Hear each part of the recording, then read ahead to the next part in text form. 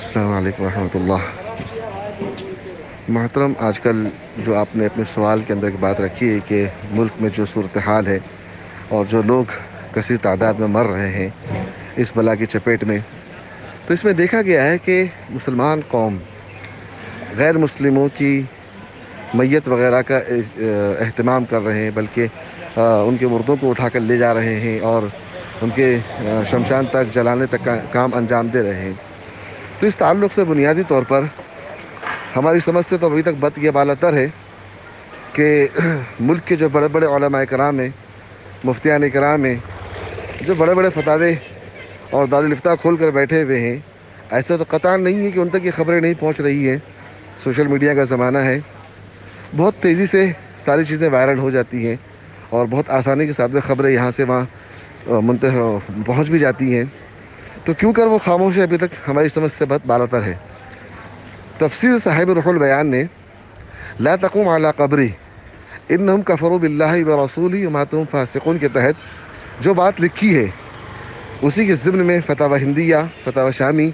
اور بھی دیگر کتب کے اندر یہ بات مذکور ہے کہ غیر مسلم کی میت پر اظہار تعزیت تو درست ہے، اظہار تسلی درست ہے، لیکن اس کی میت میں آگے شرکت کرنا، اس کو باقاعدہ اپنے کندھے پر لے کر چلنا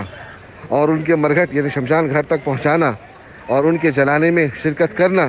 صریح ناجائز حرام گناہ کبیرہ لکھا ہوا ہے۔ اور یہ بھی دیکھنے میں آیا، ایک صاحب نے ویڈیو بھیجا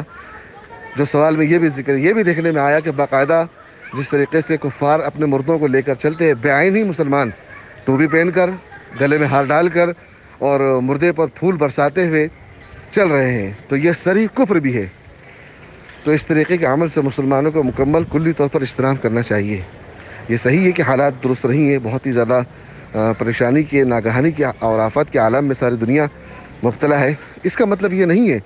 کہ ہم اظہار ہمدردی میں اور ملک کی وفاداری کے ثبوت پیش کرنے کے چکر میں اپنے ایمان سے ہاتھ دھو بیٹھے۔ تو ایمان نے، شریعت میں جتنی اجازت دے رکھی ہے اتنا تو عمل کریں، اس میں انشاءاللہ کامیابی ہے۔ اور آج ہماری قوم جس طریقے سے بڑھ چڑھ کر ان رسومات میں اپنے آپ کو پیش کر رہی ہے، ظاہر سی بات ہے کہ صرف نقطہ یہی ہے کہ میڈیا نے جو مسلمانوں کو بدنام کیا اور ملک کے اندر جو مسلمانوں کے خلاف ایک آگ بھڑکائی گئی ہے، تو بس یہی ہے کہ ہم ان اعمال کے ذریعے سے ان کے درمیان اپنی وفاداری کا ثبوت پیش کرنا چاہتے ہیں۔ تو ایسے اعمال سے ان کے درمیان تو وفاداری کا ثبوت پیش کریں، لیکن شریعت سے مخالفت کر کے اللہ تعالیٰ کے دربار میں غداری کا ثبوت پیش کریں، تو ایسی وفاداری سے ہم ان کے نظر میں بے وفائی صحیح۔ تو ہمارا اب تک کا جو نظریہ ہے، ہماری طرف سے جو مسئلہ ہے وہ یہی ہے کہ اظہار تعزیت درست ہے،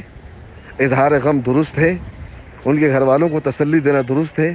لیکن اہل کفر کی میت کو اپنے کندھے پر لے جانا، مرگھٹ تک لے جانا اور پھر وہاں پہ شمشان میں بیٹھنا اور باقاعدہ اس کے جلانے کا سارا انتظام کرنا صریح ناجائز عمل ہے، گناہ کبیرہ ہے۔